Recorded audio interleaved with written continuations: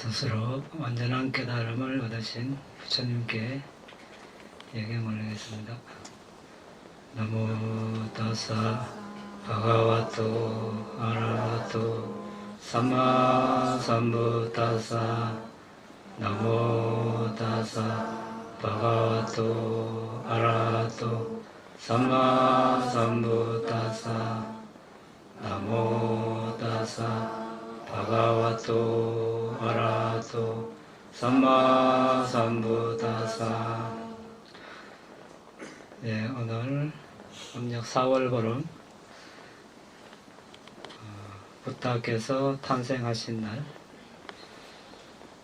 또 성도하신 날, 파리니빠나에 드신 날입니다. 한국은 4월 8일 날로 기념하지만 남방의 미얀마나, 스리랑카, 태국, 라오스, 캄보디아 등 남방 불교 국가들은 음력 4월 보름을 배상날이라 해서 기념하고 있습니다. 유엔에서도 공식적으로 세계적으로 공휴일을 지정해서 이 날을 기념하고 있습니다. 외삭은 위사카에서 온 말입니다. 위사카는 위사카 별자리, 인도 위사카 별자리 이름입니다. 음력 4월 보름은 위사카 별자리와 보름달이 합쳐진다 해서 그래서 위사카날, 외삭날 이렇게 해서 이 날은 경사스러운 그런 날로 되어 있습니다. 이날 부처님께서 이 세상에 오시고 또 부처님이 되신 날이고 파리니빠나 대열반에 되신 날입니다. 그래서 여러분들과 함께 부처님 가르침을 또 한번 공부해 보겠습니다. 자, 부처님께서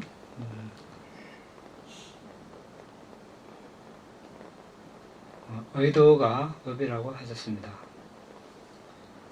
이제 정신적으로 또 몸으로 말로 행위를 하려면 의도가 있어야 됩니다. 그런데 우리는 하루 종일 또는 평생을 통해서 많은 의도를 내고 그래서 많은 업을 짓습니다. 부처님께서 세상에 나오시지 않으셨다면 무엇이 선업이고 불선업이고 무엇이 해로운가 이익이 되는가 또 수행해야 되는가 수행하지 말아야 되는 것인가 모를 것입니다. 부처님께서 세상에 나타나셨어도 이것을 모르고 살아가는 사람이 아주 많습니다. 자, 이것을 몰랐을 때 얼마나 위험에 처해지는가 우리가 한번 알아보도록 하겠습니다. 자, 업을 나누는 기준은 뭐 여러 가지가 있겠지만 오늘은 업의 과보를 받는 순서에 따라서 무거운 업, 습관적인 업, 임종시에 지은 업, 그리고 이미 지은 업은 이제 앞에 세 가지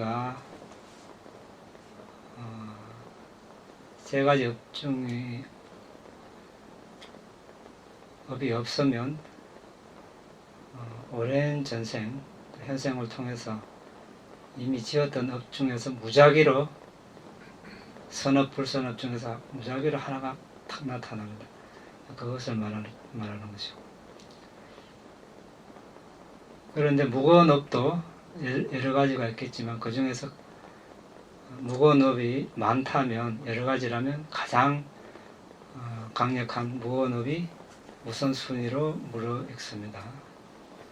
그래서 이 무거운 업은 다른 밑에 세 개 우선해서 무르익습니다. 다음 생에. 불선한 무거운 업이라면 바로 지옥, 거의 지옥이죠. 선업 중에 무거운 업이라면 이제 천상의 범천에 날 것입니다. 나중에 우리가 자세히 보겠습니다. 이제 무거운 업은 먼저 불순한 쪽으로 무거운 업을 보겠습니다. 자, 자신의 어머니를 죽이는 것, 아버지를 죽이는 것, 아란을 죽이는 것, 불순한 의도를 가지고 부처님 몸에 피를 내게 하는 것, 그리고 상가분열을 일으키는 것, 그리고 완고한 사견을 지니는 것도 포함됩니다. 이 과보는 지옥에 태어나는 것이 확실시 됩니다. 자, 그런데 우리가 아버지, 어머니를 죽일 가능성이 없고 안 죽일 것 같지만 세상에 일어나죠. 실제로 일어나고 있는 사실입니다. 그런데 이 사실을, 과보를, 지옥에 난다는 과보를 안다면 감히 누가 그렇게 하겠습니까? 그렇지만 바른 견해가 없어서 실제로 인간 세상에 일어나고 있는 이런 사실들입니다. 아란 죽이는 것도 마찬가지고, 아란 부처님 몸에 피를 내게 하는, 부처님은 지금 안 계시니까 이 업을 지을 가능성은 현재는 없겠죠. 이제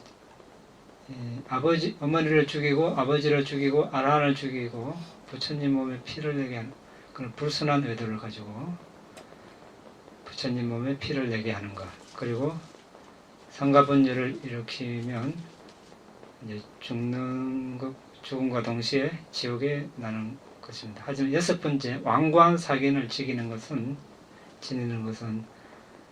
죽는 순간까지 그 사견을 지냈을 때 이제 해당이 됩니다. 그 전에 그 사견을 포기하면 지옥에 안 나겠죠. 포기하고 선한 대상을 취하면서 죽기 전에 선한 대상은 유익한 보시직의 사마타 비파사나 명상 주제 중에 하나가 떠올랐다면 천상에 날 수 있습니다. 그 6번째는 이제 좀 그 변화의 가능성이 있습니다. 이것은 이제 어떤 완고한 사견이라는 것은 선업, 불선업을 완전히 부정하는 것, 이런 것들을 말합니다. 어떤 현상에 대해서 원인이 없다, 이렇게 견해를 가지는 것, 원인의 결과를 부인하는 것, 이런 것들을 말합니다. 그러니까 어떤 일이 뿌리가 없다는 개념은 운명에 의해, 자연에 의해서, 어떤 상황에 의해서 결정된다고 이렇게 이제 견해를 가지는 것을 말합니다. 그러면 가장 무거운 해로운 업을 지었을 때 한번 보겠습니다. 자, 죽을 때 그런 사견을 움켜쥐는 것은 6 무거운 업 중에 가장 무거운 업이라고 합니다. 그 결과 지옥에서 수급 동안 고통을 받습니다. 그런 완고한 사견을 지냈을 때, 죽기 직전까지 그런 완고한 사견을 지냈을 때, 이제 세상이 항상 이렇게 유지되는 것은 아니죠. 언젠가 이 세상의 체계가 파괴가 됩니다. 그러면 지옥에 있는 존재들도 이제 지옥에서 벗어나가지고 인간으로 태어난다든지 해서 선정을 따가서 범천에 나겠죠. 그렇지만 이런 완고한 사견을 지내서 죽은 존재들, 이 세상의 체계가 파괴되어도 거기서 벗어나지 못한다고 합니다. 제일 무섭죠. 그래서 우리가 바른 견해를 지니지 않았을 때, 특히 이제 이런 완고한 사견을 지냈을 때 얼마나 해롭고 또 위험한가 알 수 있습니다. 그래서 우리는 이제 어떤 우리가 아는 것도 있고 우리 인지 범위를 벗어난 것도 있습니다. 그렇지만 그것이 사실인 경우도 있습니다. 그래서 항상 우리가 모르는 부분도 있다, 이렇게 가정을 두고 매사에 조심해야 되겠죠. 그리고 무엇이 부처님의 진정한 가르침인가 항상 끊임없이 알려고 노력해야 됩니다. 그렇지 않으면 순간적으로 어떤 세상의 흐름, 시류에 휩쓸려 가지고 그냥 악업을 지을 가능성이 많습니다. 하지만 이제 우리가 최소한 예류자 성인의 첫 번째 단계에 이르렀다면 이런 이제 무거운 불선업을 지을 가능성은 없습니다. 그렇지만 이제 예루자가 될 업을, 그러니까 바라미를 타고 태어났지만 이런 업을 지었다면 어떻게 되겠습니까? 예루자가 못 되겠죠. 그 예로 빈비사라 왕은 예루자였습니다. 그런데 아들이 아자타사트 왕자였죠. 좀 기다리면 아버지가 왕위를 물려줄 텐데 그거를 못 참아서 다른 사람 꾀임에 넘어가서 아버지를 죽였습니다.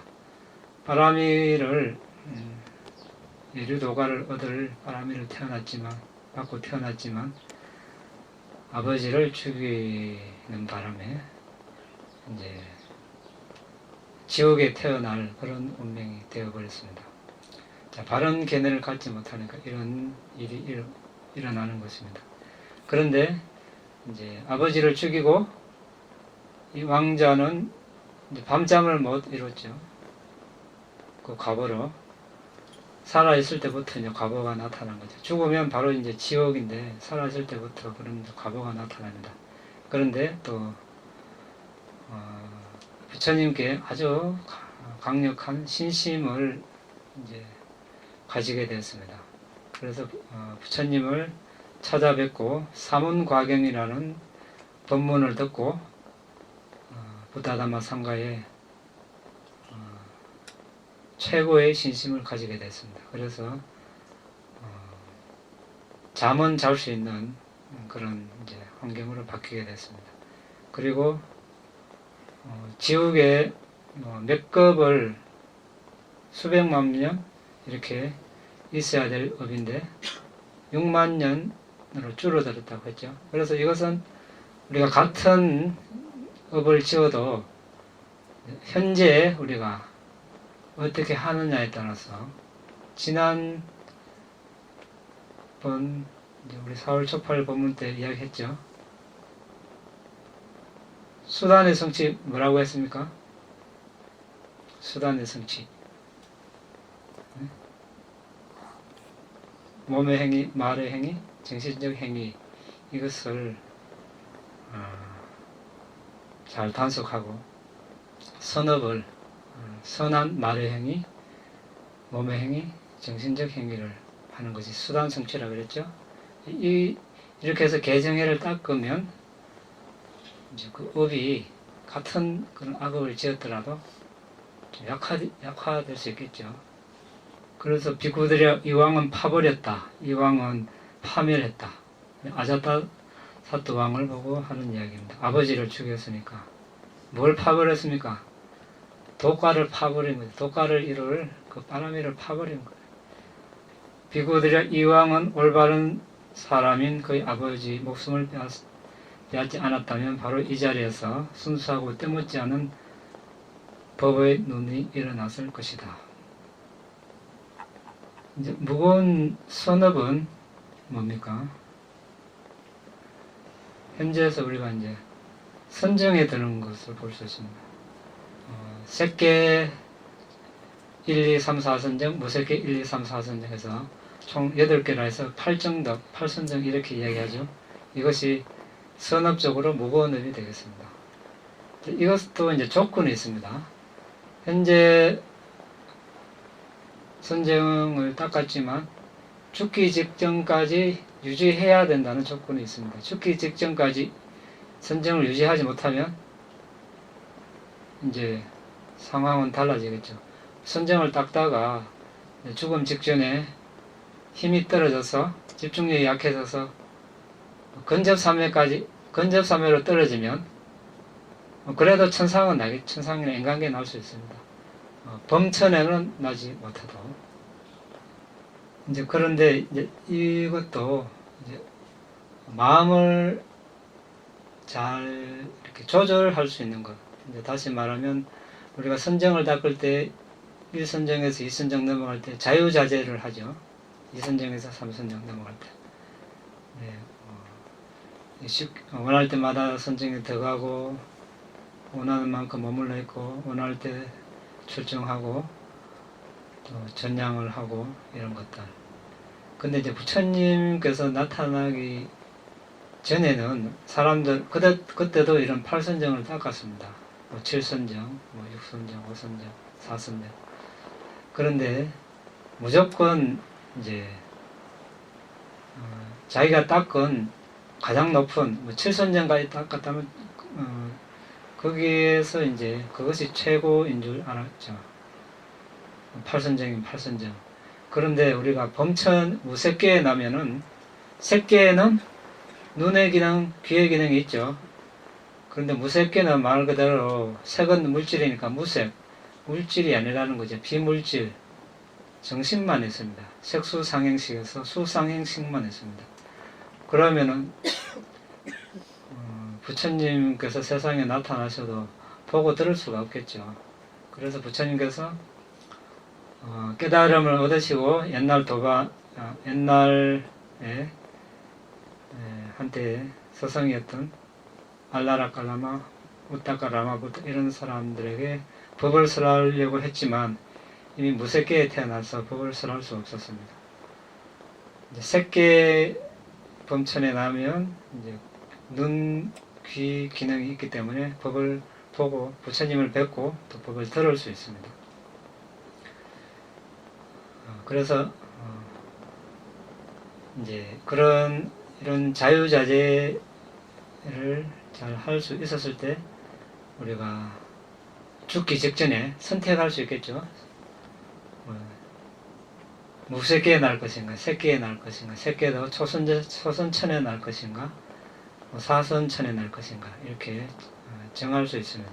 이것은 우리가 우리의 마음을 어떻게 잘 길들이고 훈련하느냐, 이것의 중요성을 잘 나타내 보이고 있습니다. 그리고 깔라 대위 은둔자, 부처님이 이제 태어났을 때, 탄신하셨을 때, 시달타 왕자 시절에 이제 부처님이 되리라고 예언한 사람이죠. 그때는 이제 8선정에 통달을 한 상태였습니다. 그런데 이제 그런 예언을 하고 울었죠. 눈물을 흘렸습니다. 네, 이미 늙었고 이제 보디사tta가 부처님이 되기 전에 죽을 것이라는 것을 알았기 때문에 눈물을 흘렸습니다. 그렇지만 이 8선정을 닦았지만 어느 선정에 머물러서 죽을 수 있는 그런 훈련을 하지 않았기 때문에 무조건 8선정만 높은 거에 제일 좋은 줄 알고 8선정만 닦아서 이제 범천에 무색계에 났습니다. 그래서 부처님을 뵙지 못했죠. 그래서 눈물을 흘렸습니다. 그런데 이제 사암바티 범천, 부처님께서 이제 깨달음을 얻으시고 법을 설하기를 주저하셨습니다. 그때 이제 부처님께 3번 법을 설해 주십사고 간청한 범천입니다. 근데 이 범천은 그런 자유자재를 닦아서 무색계에 태어나지 않고 색계에 태어나서 부처님께 그렇게 간청도 하고 법을 배울 수 있었습니다. 그런데 대화다tta 부처님 처남이죠. 대화다tta도 이제 출가해서 첫 우왕거 석 달 만에 오신통을 닦았습니다. 그런데 마음을 이제 잘못 써서 부처님을 죽이고 성가를 자기가 이끌겠다 이렇게 하고 또 성가를 분열하고 부처님을 또 죽이려고 여러 번 시도하고 이렇게 해서 결국 땅속으로 빨려들어서 이제 지옥에 떨어졌죠. 선정을 닦아도 어떻습니까? 과거 업에 휩쓸려 가지고 마음을 잘못 쓰면 이렇게 될 수 있습니다. 아직 도가를 이루지 않았기 때문에 우리가 아무것도 장담할 수 없죠. 그래서 조금 성취했다고 그럴수록 더 열심히 조용히 수행해야 되겠죠. 님이 딱 선정에 들었다 이제 말하면 안 되겠죠. 아주 부끄러운 이야기입니다. 그 다음에 우리가 2번 습관적인 업이 있습니다. 자, 무거운 불선업, 선업이 없으면 습관적인 업이 물어있겠죠. 습관적으로 평생 동안 한 행위를 말합니다. 업은 뭡니까? 업은 다른 말로 이제 우리 까르마 이렇게 행위죠, 행위를 업이라고 합니다. 의도가 업인데 또 행위를 업이라고도 합니다. 여기 이제 하나 예가 있습니다. 모칼라나 존자 우리 신통제일 상수 제자가 있습니다. 한때 라카나 존자와 독수리봉에서 살았습니다. 독수리봉에서 내려오다가 모칼라나 존자는 미소를 지었습니다.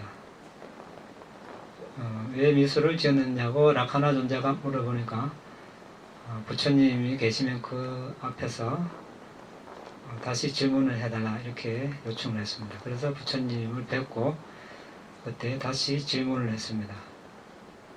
질문을 하니까 부처님께서도 그 질문이 뭐냐 하면은 모칼라나 존자는 독수리봉에서 내려오면서 해골이 공중으로 떠다니는 것을 보았습니다. 독수리 까마귀 매가 해골을 공격해서 조각이 났습니다. 그래서 그 존재는 아주 고통스러워서 신음을 하고 있었습니다. 이 사실을 부처님께 말씀드리니까 부처님께서도 옛날에 당신께서도 그것을 보셨다고 말씀하셨습니다. 그러면서 그 존재의 전생 이야기를 했습니다. 전생에 이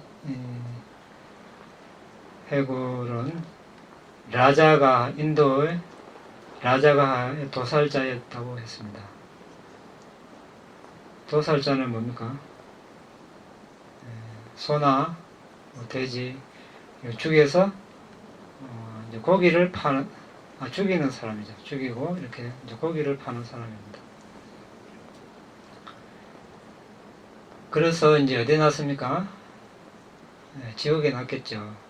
지옥에 나서 오랫동안 이제 지옥에서 고통을 받고 지옥의 업이 다 해서 어디에 났는가? 이 해골, 아기계에 났는데 해골 모습을 한 아기로 난 거죠. 그때 지옥에서 죽기 직전에 표상이 뭐였습니까? 동물 해골. 고기 너무 좋으면 안 되겠죠. 죽기 전에 고기 떠오르면 어떻게 하려고 그럽니까? 고기 냄새, 맛. 우리가 죽기 직전에 뭐가 떠오릅니까? 뭐가 떠오르죠? 그걸 업표상, 목적지 표상 이렇게 하죠. 업은 뭡니까? 죽기 직전에 우리가 명상 수행을 했으면 명상 수행할 때 어떤 무상고음 모아로 보는 평정한 마음, 아니면 해로운 것이면 어떤 화난 마음, 탐욕스러운 마음, 이런 것이 업입니다. 그런 마음이 떠오르면, 그런 업이 떠오르면, 업 표상은 지금 말한 대로 뼈다귀, 이것도 표상이죠. 좋은 표상은 뭡니까? 닮은 표상, 니미타, 이건 좋은 표상이죠. 학교 선생님 같은 경우는 학생이나 칠판이나 이런 것들이 떠올 수 있습니다. 의사는 환자가 떠오를 수 있고, 가시나 선정을 따온 사람은 가시나 그런 표상이 떠올 수 있겠죠. 그럼 이제 목적지 표상은 뭐 천상의 날 존재면 천상의 마차가 나타난다든지 천상의 대저택이 나타난다든지 짐승 동물로 태어날 것 같으면 들판이나 산이 나타난다든지 모태의 날 업이라면 붉은 카페트 같은 그 붉은 색이 나타날 수 있습니다. 어쨌든 이 아기 될 존재는 고기 뼈가 나타났습니다. 그런데 그런 표상 보이는 것만 아니고 죽기 역전에 냄새, 맛, 소리도 이 표상에 해당이 됩니다. 고기 맛에 길들인 사람 고기 맛 생각나면 어떻게 하려고? 조심해야 되겠죠. 그래서 이 도축업자는 살아있을 때 평생 동안 소를 죽여가지고 고기를 파는 사람이었습니다. 그게 습관적인 업이 됐죠. 습관적인 업이, 자, 우리가 생계를 유지한다 하지만 다른 존재를 죽여서 낚시하고 다 해롭죠. 생계를 유지하는 사람은 괜찮다. 이거 안 되죠. 해당 안 됩니다. 그런 거는 예외가 될 수가 없습니다. 업의 법칙 앞에서는 다 해당이 됩니다. 이것이 자연 법칙이죠. 그래서 이 존재는 뼈 형태의 아기로 태어났습니다.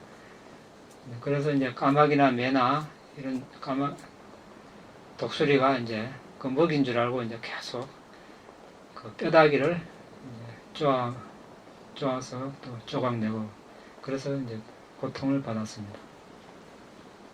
그리고 그릇된 성령이 한 존재도 지옥에 나서 수십만 년 고통을 받고 독수리, 까마귀, 매에 찢겨서 고통으로 신음을 토하고 피부가 벗겨진 형태의 아기로 태어났습니다. 이런 습관적인 불순한 예가 있습니다. 선업은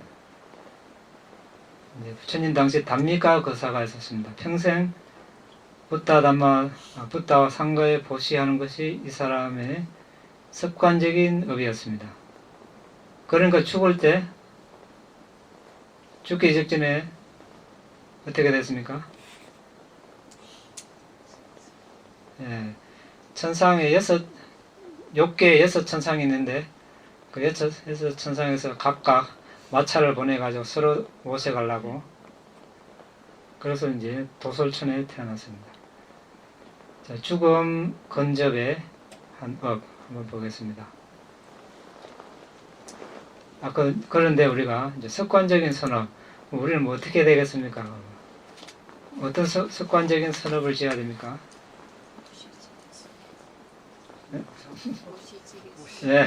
보시하고 계율 지키고 명상하면은 좋은 습관적인 선업이 되겠죠. 그 중에서도 가장 수승한 것은요. 수행. 보시나 지게도 선업이지만 간접적으로 지원하는 선업입니다.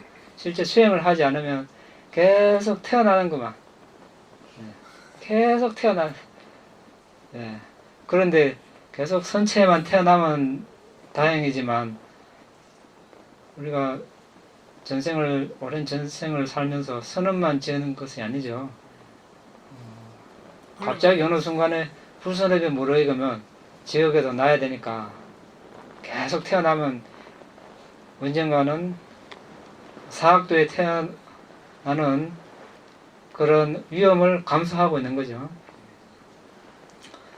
어쨌든 우리가 습관적인 선업, 명상하는 선업을 습관적인 선업으로 계속 짓는 것이 지금으로서는 제일 좋습니다. 그 다음에 죽음 근접해서 지원업. 이것은 죽을 때, 그러니까 죽음 직전에 아주 생생하게 떠오르는 그런 게 있습니다. 그러니까 무거운 업이 없다는 가정하에서 또 습관적인 업을 압도할 만한 그런 생생한 업이 떠오를 때 죽음 근접 업이 무르익습니다. 이것은 불순한 경우, 우리가 잘 알고 있는 말리카 왕비가 있었죠. 고살라 그 왕비인 말리카 왕비. 거의 뭐 평생 매일 500명의 비구를 왕궁으로 초청해서 탁발 음식을 보시했습니다. 왕이 말하기를 말리카 왕비가 천상에 안 나면 누가 천상에 나겠나, 이렇게 말할 정도로 말을 했건만 죽어서 어디 나왔습니까? 지옥에. 그래서 이것을 보면 우리가 평소에 왜 마음을 잘 길들이고 훈련을 해야 되는가 잘 알 수 있습니다. 이 왕비는 수행은 별로 관심 안 두고 보시하는 데만 이렇게 열심히 했습니다. 죽기 직전에 마음을 잘 다스리지 못해서 왕에게 거짓말한 게 떠올라서 지옥에 났죠. 그런데 워낙 선업이 강하고 그 불선업이 그렇게 심한 업이 아니라서 지옥에 났지만 7일만 머물고 다시 천상에 났죠. 그래서 임종시에 마음을 잘 다스리는 것이 얼마나 중요한가 알 수 있습니다. 마지막 순간에 이제 좋은 생각을 할 수 있도록 도와줘야 되겠죠. 그 다음에 선업적으로는 탐바다티카 망나니는 이제 사형수를 목치는 사람입니다. 55년간 죄수의 목을 폈는데 힘이 다 떨어져서 한 칼에 목을 못 치니까 이제 은퇴를 했습니다. 근데 그날 퇴직하는 날 상수제자, 지혜 제일 상수제자인 사리푸타 존자에게 함께 공양을 보시했습니다. 그래서 사리푸타 존자는 보시직에 천상에 나는 이로움, 이익, 감각기관을 다스리지 않는 위험함, 다스림으로 오는 이익, 이런 법을 설했습니다. 그리고 마음이 고요해지고 준비가 되자 괴로움의 고귀한 진리, 괴로움 기원의 고귀한 진리, 괴로움 소멸의 고귀한 진리, 괴로움 소멸로 인도하는 수행의 고귀한 진리, 사성제를 설했습니다. 그래서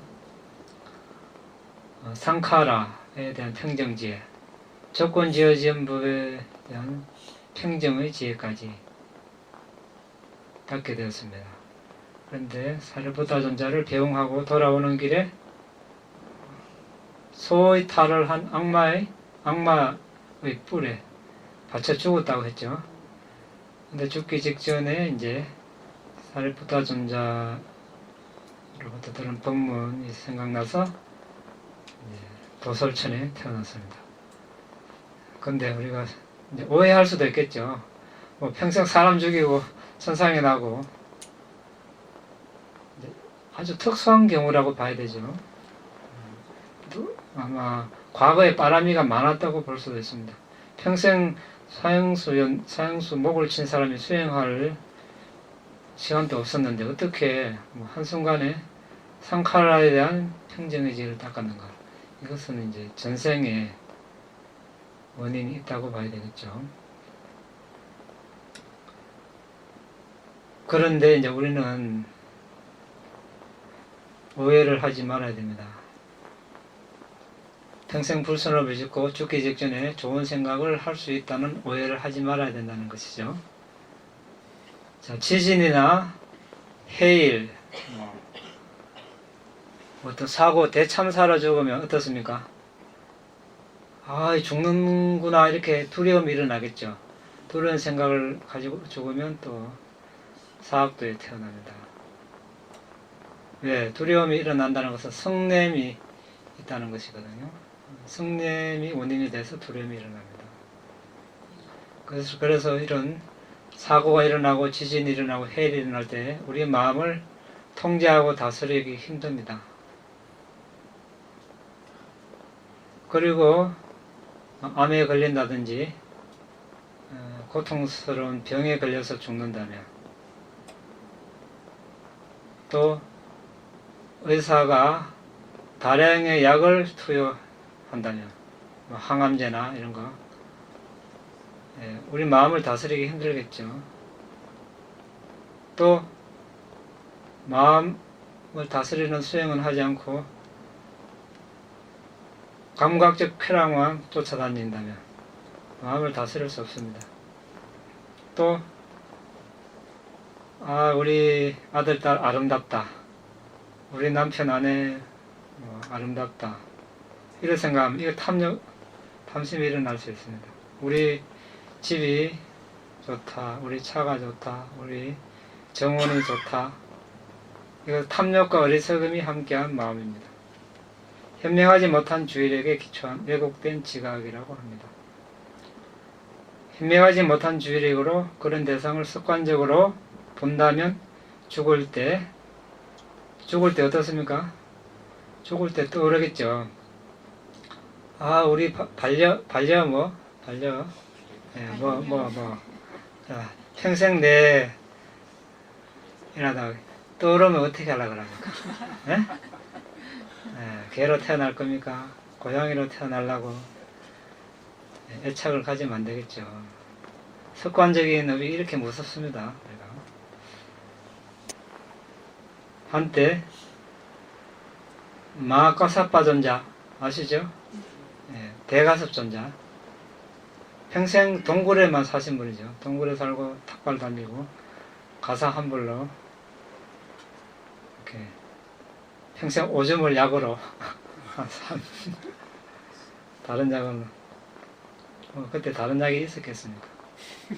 그런데 근데 이분은 대제자분의 한 분이죠. 아라한이고, 근데 병이 났습니다. 자, 마카사파 존자 핏발리 동굴에서 살고 있었는데 병환이 나서 아르면 몹시 시달리고 있었습니다. 저녁 무렵에 세종께서 홀로 명상을 끝내시고 일어나셔서 마카사파 존자에게 갔었습니다. 마련된 자리에 앉으셔서 가사파 존자에게 말씀하셨습니다. 가사파여, 견딜 만한가? 감당할 수 있겠는가? 통증이 가라앉고 더 심해지지는 않는가? 통증이 가라앉고 더 심해지지 않는다고 여겨지는가? 반때, 그때는 부처님을 반때로 불렀습니다. 반때, 저는 견디기 힘들고 감당하기 어렵습니다. 통증이 몹시 심해지고 가라앉지 않고 있습니다. 통증이 심해지고 가라앉지 않는다고 알아집니다. 한때 목갈라나 존자는 독수리봉에 살고 있었습니다. 병환이 나서 앓으며 몹시 시달리고 있었습니다. 저녁 무렵에 세종께서 목갈라나 존자를 문병 갔습니다. 목갈라나여, 견딜 만한가? 감당할 수 있겠는가? 통증이 가라앉고 더 심해지지는 않는가? 통증이 가라앉고 더 심해지지 않는다고 여겨지는가? 반때, 저는 견디기 힘들고 감당하기 어렵습니다. 통증이 몹시 심해지고 가라앉지 않고 있습니다. 통증이 심해지고 가라앉지 않는다고 알아집니다. 한때 세종께서 대나무 숲에 머물고 계셨습니다. 그때 세종께서 병환이 나서 시달리며 몹시 편찮으셨습니다. 자, 부처님도 아라한도 이렇게 병이 납니다. 병이 나니 어떻습니까? 견디기 힘들다고 아라한께서 이렇게 견디기. 자, 우리는 어떻게 했습니까? 일반 사람은 감기만 걸려도 완사가 귀찮고 그렇습니다. 암 걸리고 중병에 걸리면 마음 통제하기 힘들겠죠. 그래서 습관적으로 우리가 수행을 하지 않으면 죽음에 다다라서 마음을 길들이고 통제한다는 것은 정말 힘든 일입니다. 또 죽음을 맞이할 준비가 안 되어 있으면 어떻습니까? 이제 죽는구나. 두려움이 일어나겠죠. 두려움은 성냄이 뿌리한다 그랬죠.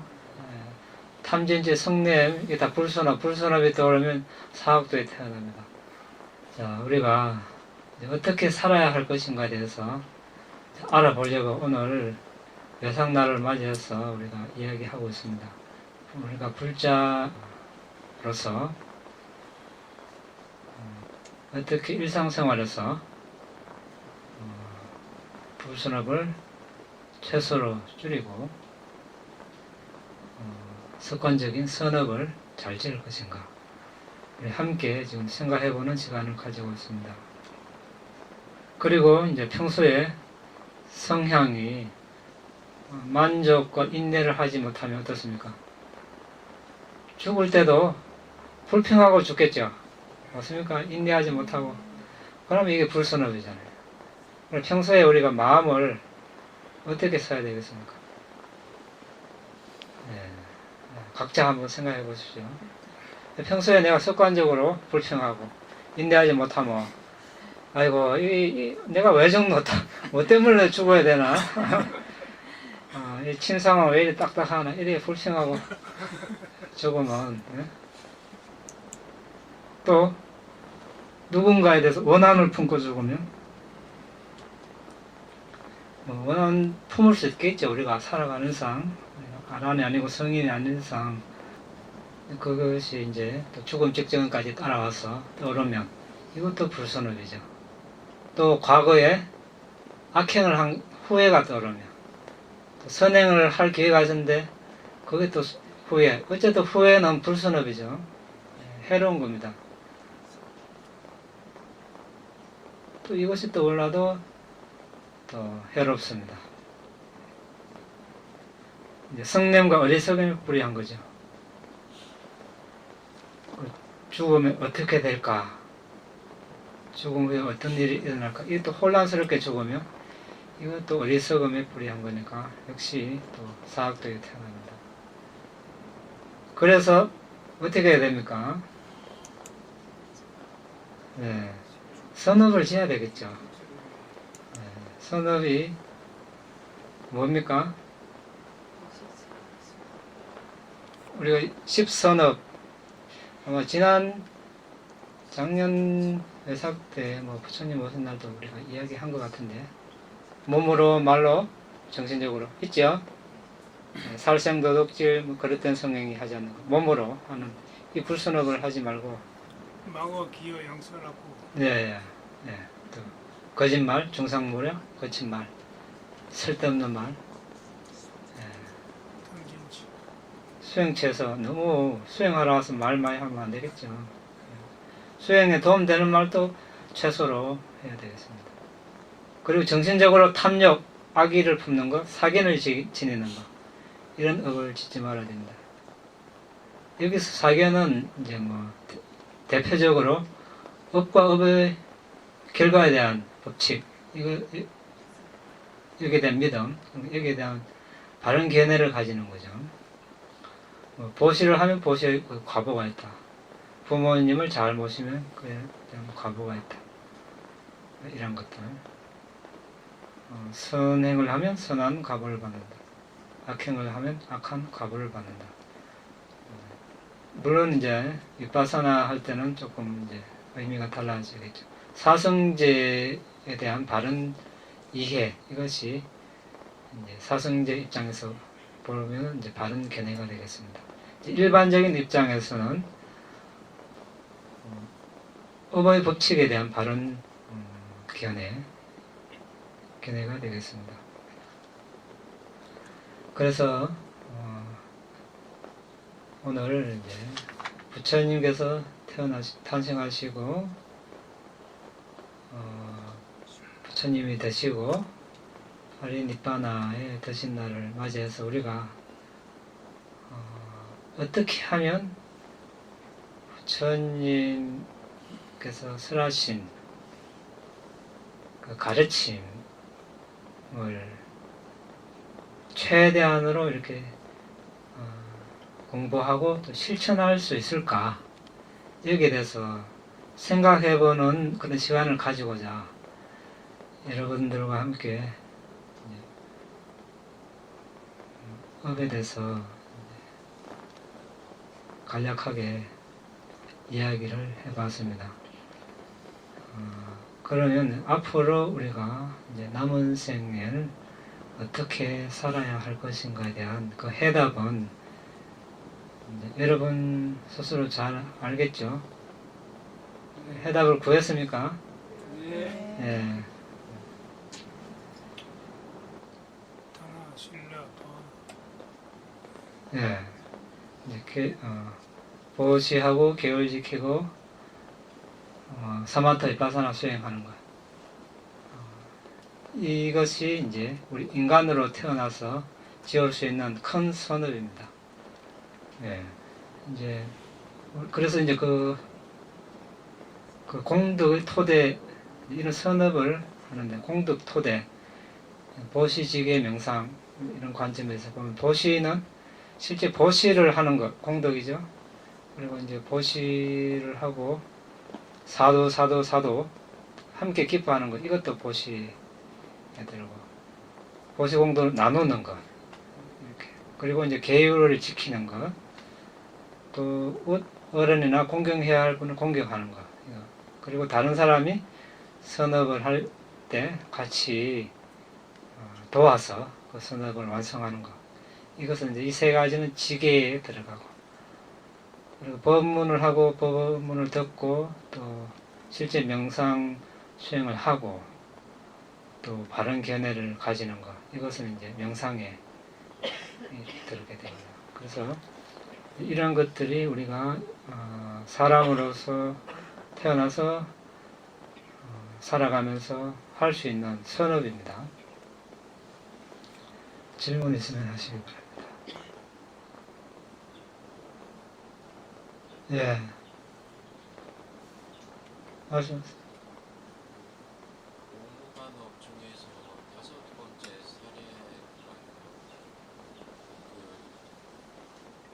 출가자에게만 해당하는 사례인 걸지 아니면 제가자에게도 똑같이 적용되는 사례인지. 이제 어쨌든 뭐 상가분열이 됐다면 그 원인 제공자는 다 뭐 출가자든 제가자든 해당이 되겠죠. 일단 상가를 분열이 됐으니까 상가 분열이 이제 결과로서 나타났다면 그것을 주동한 사람 그 사람에 해당이 되겠죠.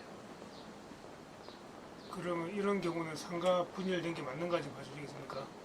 비쿠 20명이 하나의 상가를 이루는데 그게 어떤 뭐 이간질이나 뭐 이런 것 등으로 인해서 두 팀으로 갈라집니다. 1명 비쿠, 1명 비쿠. 이러면 상가가 두 개가 되는데 이것도 상가 분열입니까? 원인이 뭐라고요? 이간질. 여기서 이제 분열은 이제 부처님 가르침을 부정하고 예. 예.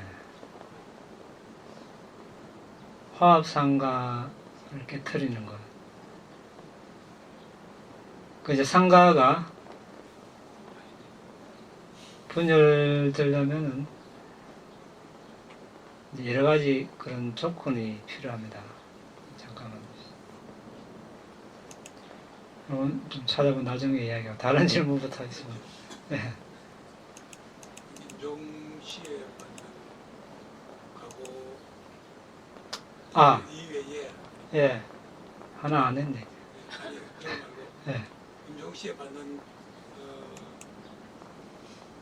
가보 외에 현생에서 지은 업이 임종하기 전에 받는 거나 또는 전생에 지은 업이 현생 태어나서 죽기 전에 받는 업에 대한 다른 어떤 법칙이 있습니까? 아, 예. 죽을 때 임종시에 받는 업하고 살아 생전에 받는 업에 어떤 조건은 임종시에 받고 어떤 때는 현생에 받고 그런 우리 인식 과정에서 이제 의문 전향만 좀 띄가지고 의문 인식 과정만 이렇게 한번 보겠는데, 이제 인식 과정에 이제 심찰나입니다. 의문 전향, 자화나 등록, 이렇게 방황가 이렇게 이어집니다. 이제 이 자화나에서 이제 업을 짓는 과정이 되죠. 그래서 여기 자화나가 7개인데, 첫 번째 자화나는 이게 이제 현생의 그 과보를 가져오는 업입니다. 그리고 마지막 7번 자화는 다음 생의 과보를 가져오는 업입니다. 2번부터 6번까지는 다음 생 그 이후의 생에서 이제 조건이 맞아지면 이제 과보를 받는 업. 그러면 이런 그 전생에 많았겠죠. 그러니까 전생에 누적된 게 이제 현생에 받을 수도 있고 다음 생에 받을 수도 있고. 근데 이제 현생에 첫 번째 자화나가 과보를 가져오지 않는다면 이것은 이제 효력을 상실한 업이라고 이렇게 얘기합니다. 마지막 7번도 다음 생에 과보를 가져오지 않는다면 효력을 상실한 업이라고 이렇게 부릅니다. 그래서 이제 이 업은 이제 그 업이 무력지 않으면 이번 생이 지나면 그 과보를 안 가져오죠. 그런데 우리가 뭐 이미 오랜 세월을 윤회를 하면서 2번에서 6번 업 많겠죠. 그러니까 뭐 알 수가 없습니다. 부처님만 완벽하게 알고 이렇게 작용한다는 것만 대충 알고. 근데 아까 우리가 하나 안 했는데 이미 지은 업은 안 했네요. 하다 보니까 이것은 아까 처음에 언급했다시피 앞에 3가지 업이 무력지 않으면 없으면 이제 오랜 윤회를 하면서 아까 얘기했죠. 10선업, 몸, 말, 마음으로 짓는 그런 선업, 불선업 다 합치면 20선불선업법이죠. 그 중에서 무작위로 태어나는 거라 그냥. 죽기 직전에 마음을 통제하지 못하면 그냥 아무거나 막 나면 얼마나 위험합니까 지금? 예? 여러분 지금 위험합니다. 그래 우리가 이제 전생을 식별할 때도 현생의 원이 결과가 된 이런 정신물질이 전생에 있겠죠. 그럼 전생까지 정신물질을 식별하면서 이제 추적해서 가가지고 그걸 발견하면은 이제 전생에 있는 거고 전생에 없을 수도 있거든요. 그 원인이.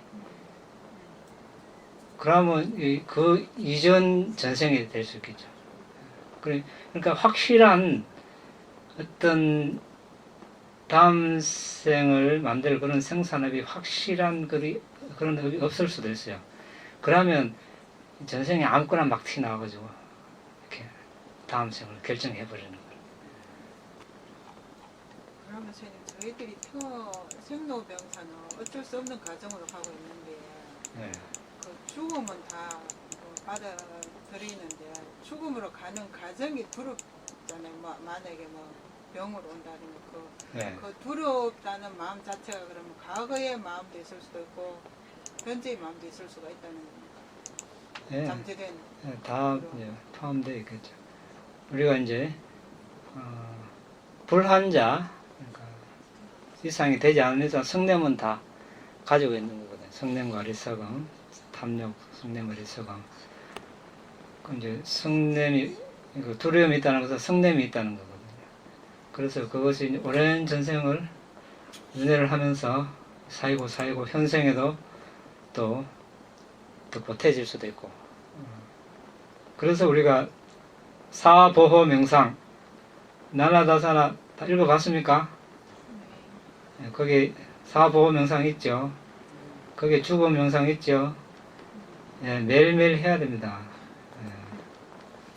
우리를 보호해 주니까. 그렇죠? 죽을 때 미리미리 그렇게 마음을 훈련하고 그런 준비를 한 사람은 죽음이 와도 이렇게 당황하지 않고 잘 받아들일 수 있겠지만 그냥 뭐 천년만년 난 살 거다 이렇게 마음 놓고 있다가 갑자기 아파서 죽으면 어떻게 하겠어요? 아이고 이제 큰일 났다 이라고 죽으면 어떻게 하나 이러면 마음이 이렇게 혼란해서 죽으면 좀 그렇잖아요. 예? 예. 고요하게 수행하면서 이렇게 죽으면 예? 명상하다가 죽으면 인간이나 천상에 나서 다시 명상할 수 있죠. 사학도에 나면 이제 보시지게 명상할 기회도 없습니다. 꼭 가호를 받는 순서에서 분명한 주의력을 기울이지 않았다는 결과이지 않습니까? 모든 것이. 이제 이거 무건업은 해당이 안 되고, 예, 무건업은 있다면 그 관계없이 무조건 이제 불선업이면 지옥이고, 이제 선업은 이제 아까 말씀드렸다시피 이제 죽음 직전까지 선정을 유지했을 때 범천에 나는 거고, 이제 그 뒤에는 이제 습관적인 업, 임종시 지원업 이것은 이제 해당이 될 수 있지만 그래도 습관적으로 계속 했다면 현명한 주의력을 불선업적으로 습관적인 업을 계속 지었다면 그 말 자체가 명상수행과는 거리가 멀다는 거 아닙니까? 현명한 주의력을 기울인다는 것은 명상대상을 주로 취한다는 거거든요. 그러니까 그런 명상대상을 취하는 습관이 안 되어 있기 때문에 현명한 주의력을 기울이기가 힘들겠죠. 물론 아까 같은 그런 예외적인 경우도 있는데 극히 드물다고 되어 있습니다. 스님, 무슨 말씀을 보면서 만약 임종시에 수행하면서 임종할 때 수행 중에 그 망상이 들어올 때가 있잖아요. 그럴 때 죽으면 어떻게 됩니까? 그러니까 거기서 우리가 긴박감을 일으켜야 됩니다. 예. 수행을 하다가도 망상이 떠오를 수 있잖아요.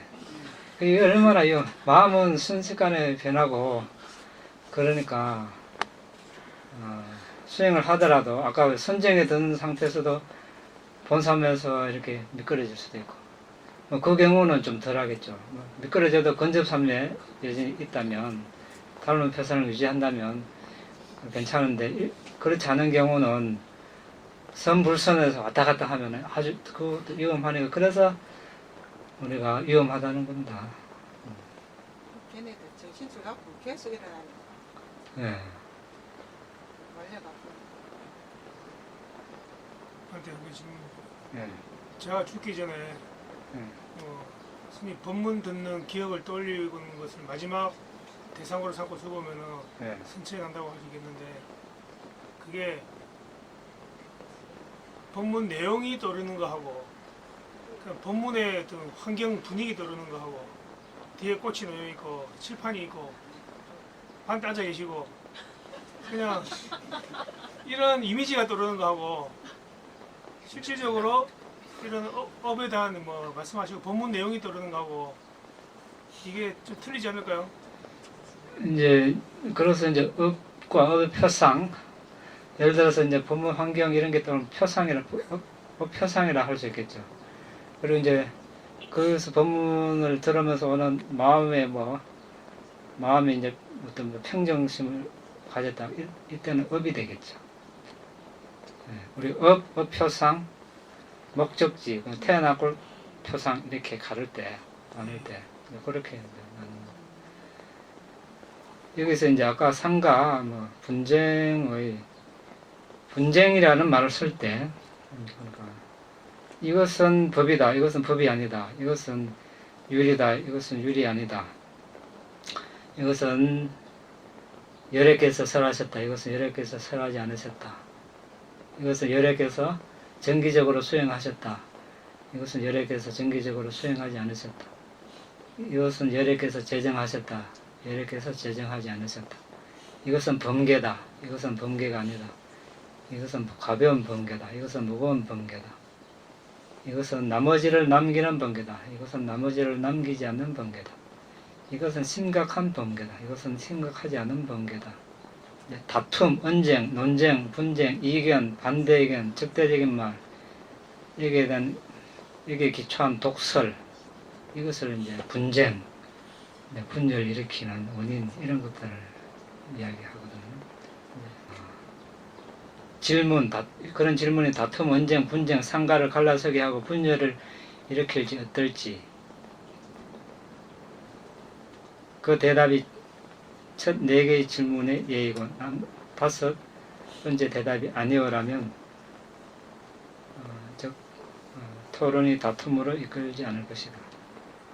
그러면 이제 진행해서 토론을 하고, 그렇지 않으면 그 문제를 당분간 두어야 한다. 이제 상가가 분열되려면 이제 우리가 최소 4명 이상이 되어야 상가라고 부릅니다. 그래서 이제 9명이 있다면 이제 한 편이 나머지 1명을 자기 편으로 끌어들이는 순간 이제 분열이 되어버리는 거죠. 상가 분열을 이렇게 이야기하고, 그 4명, 5명 분열되어버리는 거죠. 인종에 있는 분에게 예, 옆에서 습관적인 소원이라고 얘기해요. 예. 아, 그렇죠. 그렇게 이제 평소에 뭐 수행을 안 한다든지 이렇게 준비가 안 되는 사람이 이제 죽음을 맞이하면 평소에 그래도 우리가 한두 가지 좋은 일을 했을 거 아닙니까? 그걸 남을 도와준 거라든지 보시한 거라든지 어떤 생명을 살려준 거라든지 이런 걸, 아, 옛날에 언제 이런 일, 좋은 일을 한 걸 이렇게 떠올리게끔 이렇게 가족이 도와줘야 되겠죠. 그러면 그 생각을 마지막으로 이제 죽으면 이제 선체에 날 수 있겠죠. 이제 이런 경우는 이제 뭐 불자가 아닌 경우나 불자라도 수행을 안 한 경우, 이런 경우가 되겠죠. 그래서 우리는 이제 남의 도움을 받지 않는 그런 사람이 돼야 되겠죠. 스스로 수행해서 죽기 전까지 뭐 선정에 들고 안 들고 떠나서 계속 대상을 취할 수 있는 힘을 지금 길러놔야 되겠죠. 그게 좋습니다. 남이 언제 도와줄지 어떻게 합니까? 지금 있는 사람이 나보다 먼저 죽일지도 모르고. 그러니까 아무도 없는 상황에서 내가 죽음을 맞이할 수도 있고, 그러면 스스로 그걸 다 이제 감당해야 되는데, 그때 조용히 이렇게 명상하면서 마지막 순간을 맞이하면 할 수 있도록 그렇게 지금 우리가 이제 훈련해야 되겠죠. 훈련. 네. 네. 자, 공덕을 나누겠습니다. 이당매 분양 이담의 분양 아사와카야 아사와카야 와항호도 와항호도 이당매 분양 이담의 분양 니바나사 이바나사 가짜요호도 아차요호도 마마 분야바강 마마 분야바강 사바사타낭 사파사타낭 바제미 바제미 대사베 대사베 메사망 메사망 분야바강 분야바강 라반두 라반투 나의 이 공덕으로 나의 공덕으로 번뇌를 소멸할 수 있기를, 번뇌를 소멸할 수 있기를 나의 이 공덕으로 나의 공덕으로 니바나를 성취할 수 있기를, 니바나를 성취할 수 있기를 나의 이 공덕을 나의 공덕을 모든 존재들과 함께 나눕니다. 모든 존재들과 함께 나눕니다. 모든 존재들도 모든 존재들도 나와 똑같이 이 공덕을 나와 똑같이 이 공덕을 나누어 가질 수 있기를 기원합니다. 나누어 가질 수 있기를 기원합니다. 사두 사두, 사두.